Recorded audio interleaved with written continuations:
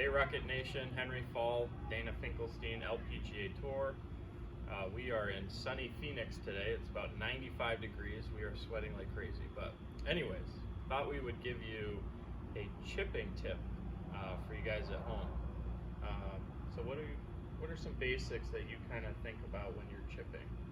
Well, I think the most important part is catching the chip solid.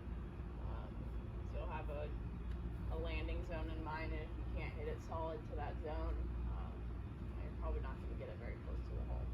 Okay, so when you say solid, let's talk through a couple setup basics with chipping. Why don't you pretend you're hitting this way so they can see you on camera. So for me, I like chipping a pretty narrow stance. I'd say maybe shoulder width apart. For me, maybe a little open, so my left toe is a little back compared to my right.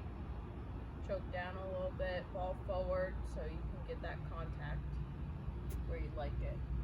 Now, ball forward, is that for every shot, or can you move it around a little bit? So, you know, a lot of people say, like with chipping, you want the ball maybe back in your stance. So, I think personally, forward is you're more likely to catch it cleanly every time.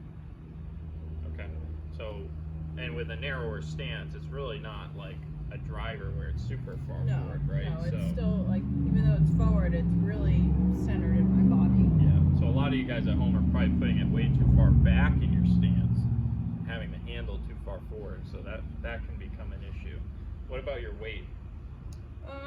Depending on the shot, sometimes you can lean a little forward or even back, but I'd say pretty neutral, maybe 60-40.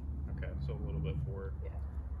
Cool. Well, yeah, I think that's something that people struggle with a lot, is getting that ball too far back with their chipping. And then they have their handle way forward, and a lot of stuff can go on.